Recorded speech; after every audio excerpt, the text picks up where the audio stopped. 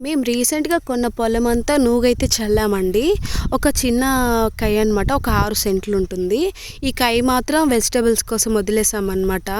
ఎప్పుడైనా సరే ఇట్లా ఏ పంట వేసుకున్నప్పుడైనా మనకి బయట పనులు తక్కువుంటాయి కదా! ఓన్లీ తోటనే చూసుకోవాల్సొస్తుంది. అప్పుడేంటంటే మనకి ఖర్చులకి, వెజిటబుల్స్‌కి వాటికి, వీటికి ఇబ్బందవుతుందనైతే ఎవ్రీ ఇయర్ ఇలా పంట వేసినప్పుడు పక్కన వెజిటబుల్స్ అయితే నాటుకుంటూ ఉంటాము. ఈసారొచ్చేసి వేరే స్టేట్స్ నుంచి ముఠా వాళ్ళొస్తారండి పొగాకు పని చేయడానికనమాట. సో, వాళ్ళేంటంటే ఇలా కూరగాయల బండి దగ్గర కొనలేరు. అక్కడ కాస్ట్ చాలా ఎక్కువుంటుంది.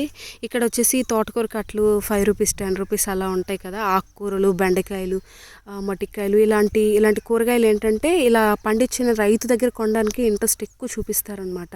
ఎందుకంటే కాస్ట్ తక్కువ ఉంటుంది. కోసుకొచ్చిన వెంటనే బెండకాయలు అనుకోండి ఫర్ ఎగ్జాంపుల్ మార్నింగ్ కోస్తే మనం ఈవినింగ్ లోపు సేల్ చేసుకోవాలన్నమాట. నెక్స్ట్ డేకి అవి ముదిరిపోతాయి. మనం ఫ్రిడ్జ్‌లో పెట్టినా ముదిరిపోతాయి, బయట పెట్టినా ముదిరిపోతాయి. అలా చెట్లుకున్నా కూడా ముదిరిపోతాయి అన్నమాట. సో, ఇదొచ్చేసి గొర్రె అనమాట. ఐరన్‌తో చేయిస్తారు.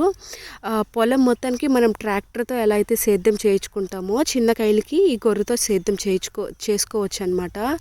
ఇక్కడ వచ్చేసి ఫస్ట్ నుంచి కూడా నాన్నకి ఇలా తీగలకైతే తీగ జాతి మొక్కలు పెట్టడం అయితే అలవాటు అనమాట. సో, ఇక్కడ వచ్చేసి బీర చెట్లు అయితే పెట్టాము మేము. ఇప్పుడే స్ప్రెడ్ అవుతుంది. ఇంకా పూత కానీ పిందెలు కానీ ఏం రాలేదు. ఇప్పుడే స్ప్రెడ్ అవుతుంది అనమాట. ఆల్రెడీ ఇది వచ్చేసి ఒక 4 మంత్స్ బ్యాక్ పెట్టినాం అనమాట.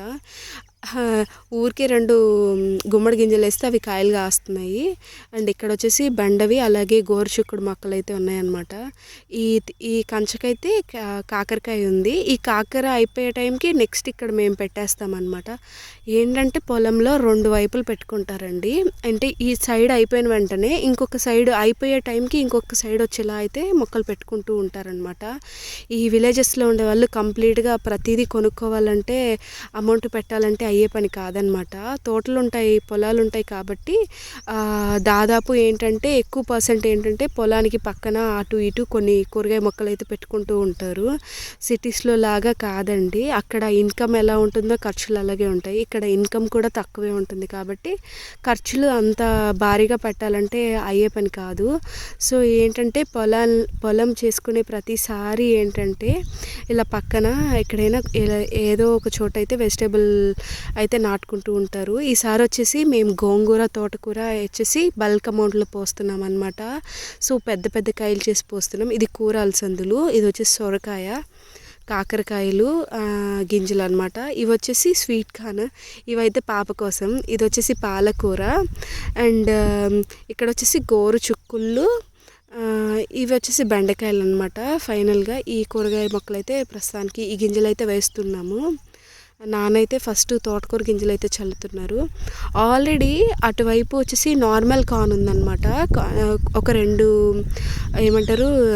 2 బోదులు నాటారు. దాని పక్కన వచ్చేసి పచ్చిమిర్చి, టమాటా అయితే నాటారనమాట. మళ్ళీ ఇవంతా అయిపోయాక నర్సరీ నుంచి అయితే ఒక 50 పచ్చిమిర్చి మొక్కలు, 50 టమాటా మొక్కలు అయితే తీసుకొచ్చి పెడతామన్నమాట.